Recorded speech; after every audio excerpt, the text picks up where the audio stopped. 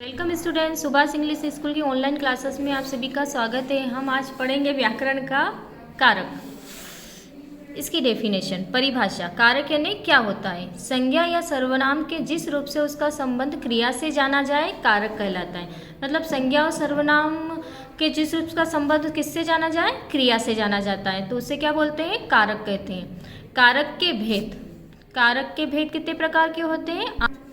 कारक के 8 प्रकार होते हैं। पहला है कर्ता कारक, दूसरा कर्म कारक, तीसरा करण कारक, चौथा संप्रदान कारक, पांचवा आपादान कारक, छठा संबंध कारक, सातवां अधिकरण कारक, आठवां संबोधन कारक। अब इन सभी कारकों को हम विस्तार से जानेंगे। कर्ता कारक, कर्ता यानी जो कुछ कार्य करता, मतलब जो कुछ कार्य करता उसको क्या बोलते हैं? कर्ता। इसकी परिभाषा, किसी वाक्य में संज्ञा अथवा सर्वनाम शब्द के जिस रूप से कार्य करने वाले का संबंध क्रिया से जाना जाता है उसे कहते हैं कर्ता कारक। मतलब क्रिया के जिस रूप से उसका संबंध किससे जाना जाता है? कर्ता से, तो उसे क्या बोलते हैं? कर्ता कारक। इसकी विभक्ति होती है ने। ये सारे जो विभक्ति चिन्ह होते सभी में चिन्ह ये वाले होते हैं। इसमें कौन सी विभक्ति चिन्ह होगी? ने। जैसे इसका उदाहरण दे रखा है, राम ने मोहन को पढ़ाया, तो कर्ता ने क्या कार्य किया? पढ़ाया। राम ने मोहन को पढ़ाया। सेकेंड, कर्म कारक। परिभाषा, क्रिया के व्यापार का फल जिस संज्ञा या सर्वनाम पद पर पड़े कर्म कारक कहलाता है। इसमें क्या क्या होता है? व्यापार का फल किस पे पड़ता है? संज्ञा या सर्वनाम पर पड़ता है, तो उसको कौन सा कारक कहते हैं? कर्म कारक। जैसे राम ने रावण को मारा, कौन सा कर्म किया? मारना, तो राम ने रावण को मारा। इसमें कौन सी विभक्ति चिन्ह होती है? को। कर्म कारक में कभी कभी विभक्ति चिन्ह को का लोप हो जाता है। कभी कभी जो ये विभक्ति चिन्ह को जो रहती है वो को नहीं रहता, इसमें उसका लोप हो जाता है। लोप हो जाता मतलब हमें को दिखाई नहीं देता। जैसे मैंने किताब लिखी, तो इसको अपन ऐसे भी लिख सकते हैं, मैंने किताब को लिखा। तीसरा, करण कारक।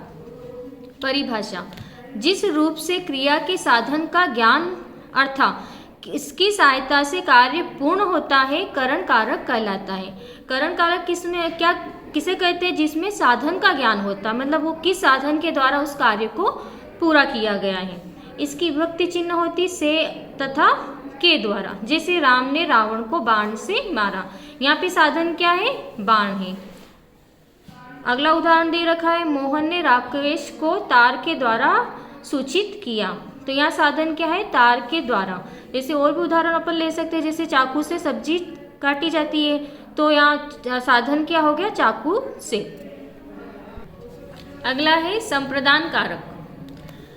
कर्ता द्वारा जिस संज्ञा के लिए क्रिया संपन्न होती अथवा कुछ दिया जाता है संप्रदान कारक कहलाता है। इसमें क्या होता है? कर्ता के द्वारा किसी और के लिए कार्य किया जाता है या कुछ दिया जाता है, तो वो कौन सा कारक होता है? संप्रदान कारक। इसमें विभक्ति चिन्ह कौन सी होती है? को या के लिए। जैसे राम ने सीता के लिए स्वर्ण मृग को मारा, तो किसके लिए कार्य किया? सीता के लिए। राजू ने सविता को पेन दिया, किसके लिए कार्य किया या कुछ दिया? सविता को पेन दिया। अगला आता है आपादान कारक।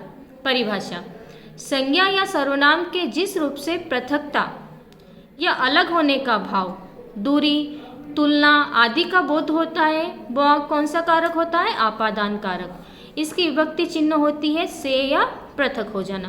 पहले आपने करण कारक की विभक्ति चिन्ह भी क्या थी? से, और आपादान कारक की विभक्ति चिन्ह भी से थी। पर इनमें अंतर क्या होता है कि करण कारक में साधन का बोध होता है और इसमें किसी वस्तु से अलग हो जाने का बोध होता है। जैसे अलग होने का बोध हो रहा है, पृथक हो रहा है, दूरी है, तुलना की जा रही है आपस में।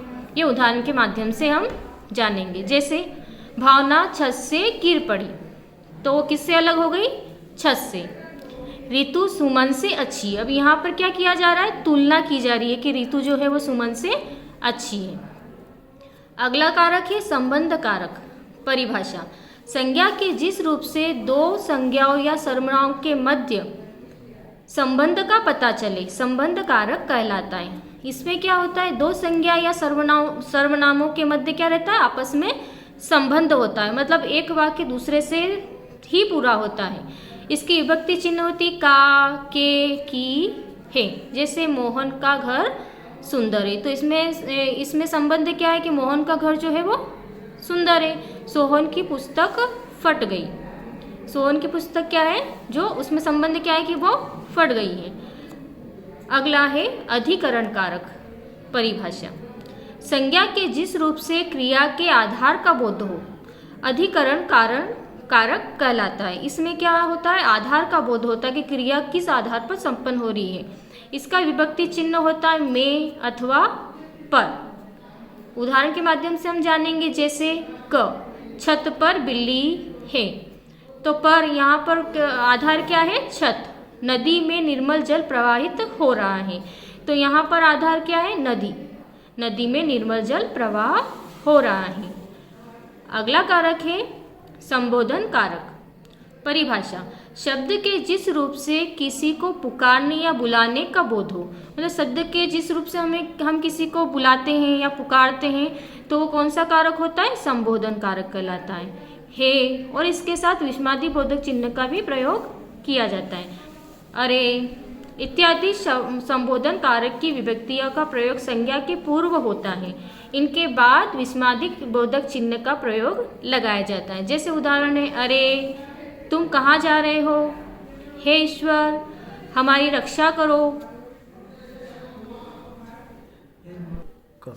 अभी जो कारक पढ़े इनमें कुछ में समानता है, तो उनमें जो हम क्या है अंतर पढ़ेंगे। जैसे करण कारक तथा अपादान कारक में अंतर, ये मैंने पहले भी बताया और इसको हम अच्छे से समझ लेते हैं। करण कारक तथा अपादान कारक दोनों का ही विभक्ति चिन्ह क्या होता है, से।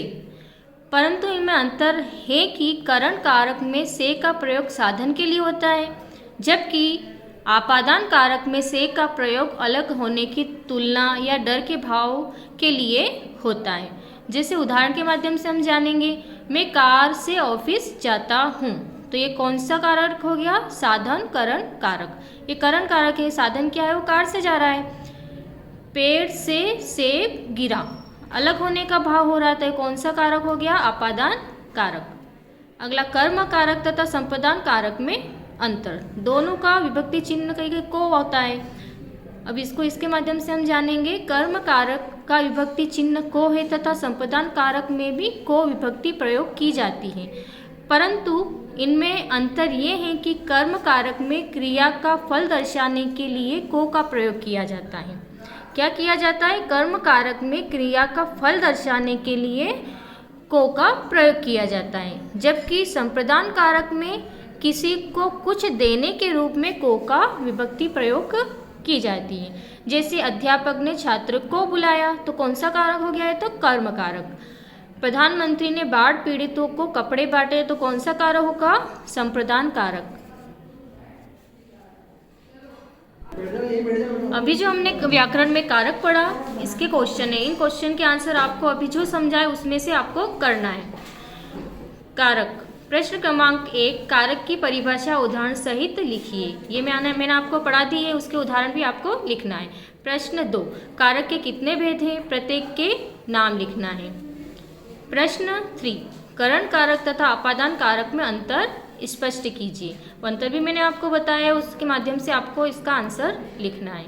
प्रश्न 4, मोटे काले पदों में प्रयुक्त कारक बताइए। ये जो काले शब्दों में काले शब्द लिखे हुए हैं, इनके हमको कारक बताना है। जैसे राम ने मोहन को पुस्तक दी, मोहन को, तो ये कौन सा कारक है, राजू प्रीति से अच्छा है, यहाँ प्रीति से, तो कौन सा कारक है। थर्ड, राम ने रावण को बाण से मारा, बाण से, तो ये कौन सा कारक होगा। हे ईश्वर हमें बचाओ, तो यहाँ पर कौन सा कारक होगा। यहाँ पर एक चिन्ह भी आएगा जो आपको लगाना है, ये आपको अपनी कॉपी में नोट करना है। धन्यवाद।